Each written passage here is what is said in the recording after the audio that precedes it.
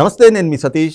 ఆంధ్రప్రదేశ్లో కూటమి ప్రభుత్వం ఏర్పడినాక కలెక్టర్ల స్వరం మారడం, మరి ఈ క్రమంలోనే జగన్మోహన్ రెడ్డి కూడా అరెస్ట్ భయం వెంటాడుతోందనేటువంటి ఒక చర్చ అయితే ప్రస్తుతం ఏపీ రాజకీయ వర్గాల్లో విస్తృతంగా జరుగుతోంది. మరి ఈ రకమైన పరిణామాల కారణం ఏమిటి అనేటువంటి అంశాలు మనతో విశ్లేషించేందుకు ప్రముఖ రాజకీయ విశ్లేషకులు అర్సమల్ శ్రీనివాసరావు గారు ఉన్నారు. సార్ నమస్తే. సార్, ముఖ్యంగా ఈ రోజున కలెక్టర్లలో మారినటువంటి స్వరం, మరి జగన్మోహన్ రెడ్డిలో భయం అనేటువంటి చర్చ జరుగుతోంది. ఏంటి దీనికి కారణం? కారణం వెరీ సింపుల్ అండి. ఇప్పుడు అధికార యంత్రాంగం మొత్తం ఐఏఎస్లు ఐపీఎస్లు వాళ్ళ కింద పనిచేసేవాళ్ళు, ఉద్యోగ వర్గాలు, రాజకీయ నాయకులు, ద్వితీయ తృతీయ శ్రేణి నాయకులు, జగన్మోహన్ రెడ్డి అనేటువంటి వాడు ఒక అరాచకవాది, హింసను ప్రేమించేవాడు అనేటువంటిది అర్థమై కూడా రాజును మించిన రాజభక్తి ప్రదర్శించారు వీళ్ళందరూ కూడా. అంటే వాళ్ళ స్థాయిలో అనేక కారణాలు ఉంటాయి. జగన్ ప్రేమికులు కొందరు సహజంగా వాళ్ళ ప్రేమ అతని మీద, కొంతమందిని భయపెట్టి బెదిరించి ప్రలోభపెట్టి రకరకాల మార్గాల్లో బ్లాక్మెయిల్ చేసి ఫోన్ ట్యాపింగ్లు చేసి కూడా వశపరుచుకున్నాడు అతను. ఒక రకంగా లిటరల్గా చెప్పాలంటే వ్యవస్థను రేప్ చేశాడు అతను, చిరిచాడు. అయితే ఇందులో అందరూ మనస్ఫూర్తిగా మనసావాచ కర్మణ చేసి ఉండరు. కొంతమంది అయిష్టంగానే కొన్ని అతను సహకరించి ఉండొచ్చు. కానీ తప్పే. నువ్వు తెలియక ముట్టుకున్నా తెలిసి ముట్టుకున్నా నిప్పు కాలక మానదు. అదే మాట చంద్రబాబు గారు చెప్పారు. మరి బాబు, మీరు నా దగ్గర పనిచేశారు, నేను 3 సార్లు ముఖ్యమంత్రి చేశాను, మీరు ఏ రోజు కూడా మిమ్మల్ని ఎలాగ నేను ప్రేరేపించలేదు, మీరు కూడా ఇలా పనిచేయలేదు, మంచి పేరు తెచ్చుకున్నారు, మీరు ఎందుకు ఇలాగ అయిపోతున్నారు అని ఆవేదన చెంది కూడా ఆయన. మీకేం ప్రాబ్లము? రాజకీయ నాయకులు వస్తారు పోతారు, రాజకీయ పార్టీలు అనేటువంటి కాలగర్భంలో కలిసిపోతారు, వాళ్ళకు ఉంటాయి. అధికారం అనేటువంటి శాశ్వతం కాదు, మీరు మాత్రం శాశ్వతం. వ్యవస్థలో మీరు పెర్ఫెక్ట్గా పనిచేయాలి, రూల్ ఆఫ్ లా పాటించాలని పదే హితవు చెప్పేవాడు. కొంతమంది విన్నారు, కొంతమంది మౌనంగా ఉన్నారు. ప్రభుత్వానికి సహకారాన్ని తగ్గించారు. వాళ్ళు కుదరకపోతే సెలవు పెట్టిపోయారు, లేకపోతే వేరే చోటకి మార్పించేసుకున్నారు. కొంతమందిని పాట విననాళ్ళు జగన్మోహన్ రెడ్డి వెంటాడాడు, వాళ్ళు వీఆర్లో పెట్టాడు, ఏబీ గారు లాంటి వాళ్ళు చాలామంది వేధించాడు, అయినా తట్టుకున్నారు. కొంతమంది ఎల్వి సుబ్రహ్మణ్యం గారు లాంటి వాళ్ళు బయటకు వచ్చి ఓరు బాబు ఇటు దెయ్యంరా బాబు అని చెప్పారు అందరికీ. కానీ ఇప్పుడు ఈ ప్రభుత్వానికి పెద్ద టాస్క్, ఇప్పుడున్న ప్రభుత్వానికి జగన్మోహన్ రెడ్డి తాలూకా అరాచకాల అకృత్యాలు అతను చేసాడంటే, అతను స్వతహాగా దొంగ, బందిపోటు దొంగ. వాడు ఏం చేస్తాడు? బందిపోటు దొంగ అది సహజంగా అభ్యాసం అయిపోయి ఉంటుంది. అతనికి అవసరం లేకపోయినా దొంగతనం అనేటువంటిది అలవాటు అయిపోయి ఉంటుంది. పోతా టేబుల్ మీద ఫ్లవర్ వేస్ కూడా, టేబుల్ వెయిట్ ఉంటుంది కదా, పేపర్ వెయిట్, అది కూడా పట్టుపోయి జైలు పడేసుకుంటాడు. ఏదో సినిమాలో కూడా చూపిస్తాడు అలాగే. దొంగతనం అలవాటైన వాడు అలా వెళ్తే పేపర్ వెయిట్ జైలు పడేసుకుని పోతాడు. అడికి అలవాటు. అంతే. జగన్మోహన్ రెడ్డి గారు ముఖ్యమంత్రి అయినా లేకపోతే ప్రధానమంత్రి అయితే కూడా అతనికి ఈ దొంగతనం అలవాటు పోదాం. ఎందుకంటే అతనికి ఏ రోగం, వాళ్ళ నాన్న ముఖ్యమంత్రిగా ఉండగానే బోళంత కొట్టేశాడు. ఎవడన్నా అయితే ఆ చాలరా బాబు అనుకుని మంచివాడి కింద మారడానికి ట్రై చేస్తాడు, మంచి పేరు తెచ్చుకుందామని చూస్తాడు. ఇది అలా కాదు, ఇంకా దుర్మార్గం వ్యవహరించాడు, ఇంకా దొబ్బేయాలనుకున్నాడు, దొబ్బేశాడు. దాన్ని సహకరించకూడదు వీళ్ళు, వ్యవస్థలో ఉన్నవాళ్ళు. ఏంటి జాగ్రత్తగా ఉండాలరా బాబు, వీళ్ళతో వీళ్ళ ఫ్యామిలీతో డేంజరు. వాళ్ళ బాబు ముఖ్యమంత్రిగా ఉన్నాడు, ఐఏఎస్ వాళ్ళు జైల్లో పోయారు, ఈసారి ఐపీఎస్లు కూడా పోయేలా ఉన్నారని చెప్పి వీళ్ళు ఒళ్ళు దగ్గరట్టు పనిచేయాలి. ఒకవేళ వీడు ఏదైనా చెప్తున్నప్పుడు ఇలా కాదండి గురుగారు, ఇలా చేయకూడదు, చేస్తే ప్రమాదం అని చెప్పాలి. చెప్పినప్పుడు కొట్టడంగో 2 దెబ్బలు తినేసన్నా కానీ వచ్చేయాలి తప్ప వాడు సహకరించకూడదు. ఈ ద్వివేది త్రివేది ఇలాంటి వాళ్ళు కొంతమంది సహకరించారు. మీకు చాలా బెస్ట్ ఎగ్జాంపుల్ ఏంటంటే ఇసుక, ఆ తవ్వకాలు సుప్రీంకోర్టు ఆదేశాలను బేఖాతరు చేశారు వీళ్ళు. దొంగలు డైరెక్ట్గా రెడ్ హ్యాండెడ్గా దొరికేశారు. ఈ కలెక్టర్లు అందరూ 26 జిల్లాల కలెక్టర్లు, లేకపోతే ఇసుక ర్యాంపులు ఉన్న కలెక్టర్లు ఎవరైతే ఉన్నారో వాళ్ళందరూ ఒకే ఫార్మాట్ మీద సంతకం పెట్టారు. ఇక వాళ్ళు మొత్తం అందరూ మటాష్. వాళ్ళకి ఏం రోగం? బాగా చదువుకున్నారు, మంచి హోదా ఉంది. జిల్లాధికారి అంటే మాట్లాడండి, సామాన్యుడికి అది అందుబాటులో ఉంటుందా? వాళ్ళ రాజ్యాంగ చట్టరక్షణ ఉంటుంది, మినిస్టీరియల్ పవర్స్ ఉంటే జిల్లా అధికారులు లేకుండా. వాళ్ళ గతంలో ఉన్న అధికారులు కొంతమందిని గుర్తు తెచ్చుకోవాలి. కాకి మాధవరావు గారు ఉన్నాడు,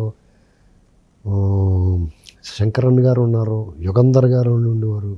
ఇలాంటి వాళ్ళు పెద్ద ప్రసాద్ గారు, ఏబీవీకే పీవీఆర్ ప్రసాద్ గారు ఒక టీడీటీ ఇవ్వు గట్ట చేసాడే. అలాంటి వాళ్ళు ఆదర్శంగా తీసుకోవాలా. అంతేగాని వీళ్ళు దొంగల్ని దుర్మార్గుల్ని రాజశేఖర రెడ్డిని జగన్మోహన్ రెడ్డి దొంగోళ్ళు వీళ్ళు. ఈ బ్యాచ్ని ఆదర్శంగా తీసుకోకూడదు. ఇప్పుడు వాళ్ళు గమనించుకోవాలండి. చంద్రబాబు నాయుడు గారు హవాలు ఆయన ఇవాళ కొత్తగా ముఖ్యమంత్రి కాదు కదా, గతంలో 3 సార్లు చేశాడు, ప్రతిపక్ష నేతగా ఉన్నాడు.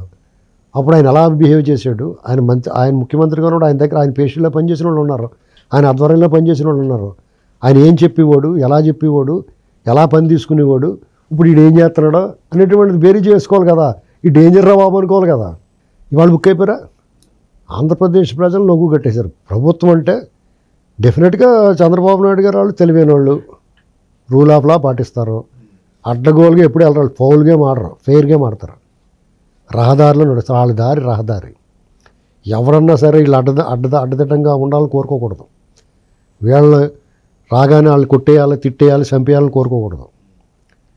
వాళ్ళు ఎప్పుడు చేయాలో వాళ్ళు ప్రజలకి 4,000 పెన్షను, ఆడపిల్లలకి బస్సు ఉచితం, ఇలాంటి హామీలు ఇచ్చారు కదా.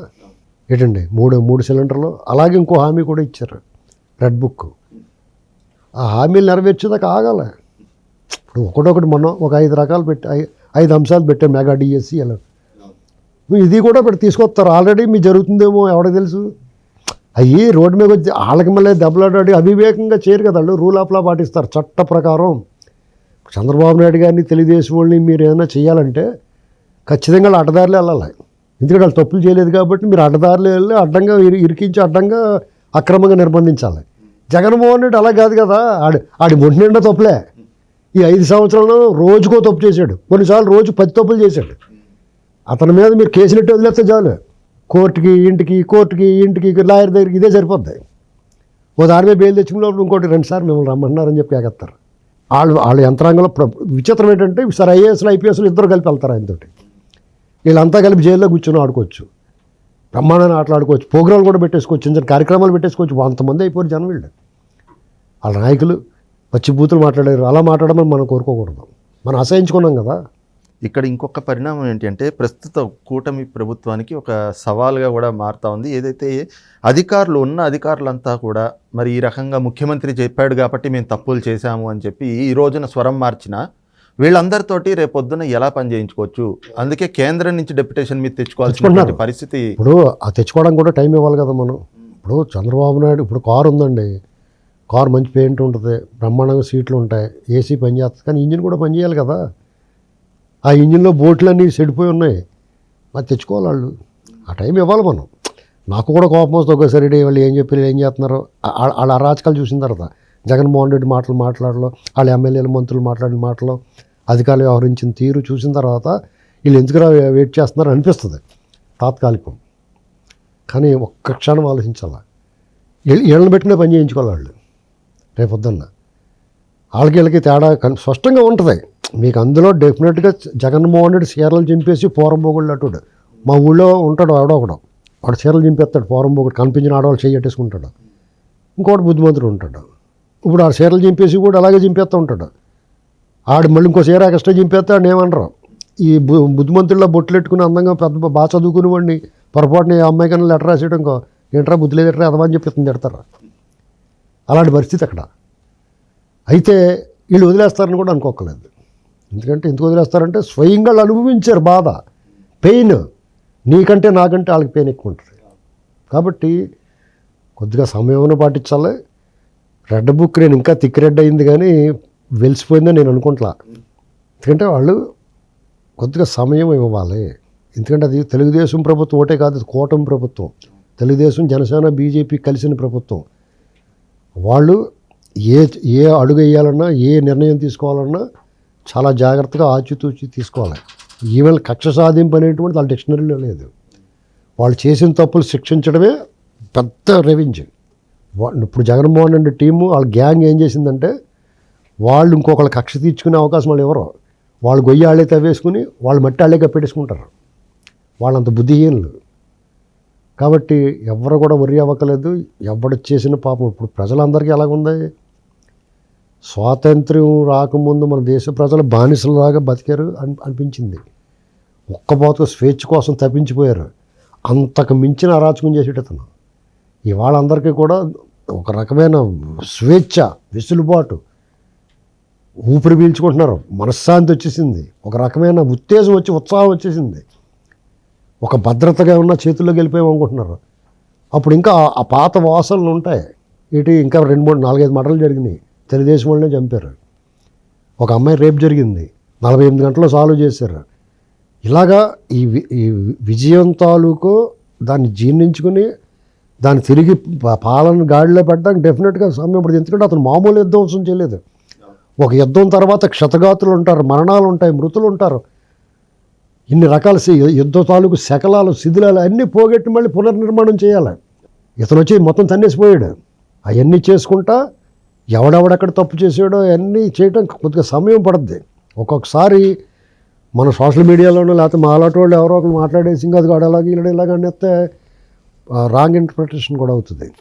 కాబట్టి వాళ్ళకి సమయం ఇవ్వాలి కొద్దిగా. డెఫినెట్గా ప్రజలందరికీ వాళ్ళు ఎలాంటి హామీలు ఇచ్చారో పరిపాలనలో ఈ దుష్ట శిక్షణ విషయంలో కూడా వాళ్ళు డెఫినెట్గా హామీ నెరవేరుస్తారని నేను నమ్ముతున్నాను. అందులో నమ్మాలి అందరూ ఖచ్చితంగా. ఎందుకంటే నేను పొరపాట్లు జరగమనుకుంటున్నాను నేను. ఎందుకంటే ఆ పెయిన్ వాళ్ళు అనిపించారు స్వయంగా. ఎవరో పవన్ కళ్యాణ్ గారు అనిపించాడు పెయిన్, చంద్రబాబు గారు అనిపించాడు, వాళ్ళ కుటుంబం అనిపించింది, లోకేష్ గారు అనిపించాడు, అందులో నాయకులు అనిపించారు పెయిన్. ఎవరైనా ఎందుకు వదిలిపెడతారనుకుంటున్నారు? నిన్న మొన్న హోమ్ మినిస్టర్ గారు చెప్పారు, సోషల్ మీడియాలో అత్యంత నీచంగా మాట్లాడిన వాళ్ళు, రాతలు రాసిన వాళ్ళు ఎవరిని వదిలిపెట్టడం తోలు తీస్తా ఉన్నారు. జస్ట్ వెయిట్ అండ్ సీ, డెఫినెట్గా తోలు తీసి ఎండేస్తారు. రైట్, ఇది చూస్తున్నాం కదా, ముఖ్యంగా చేసిన తప్పులకి పరిహారం చెల్లించుకోక తప్పదు. ఇక దుష్ట శిక్షణ శిష్ట రక్షణ అనేటువంటిది ఏదైతే ఉందో అది ఇప్పుడు ఈ కూటమి ప్రభుత్వంలో ఖచ్చితంగా జరిగి తీరుతుంది. కాకపోతే సమయం పట్టేటువంటి పరిస్థితులే కనిపిస్తూ ఉన్నాయన్నటువంటి భావన కూడా ప్రముఖ రాజకీయ విశ్లేషకులు అడిసిమల్ శ్రీనివాసరావు గారు వ్యక్తం చేస్తూ ఉన్నారు.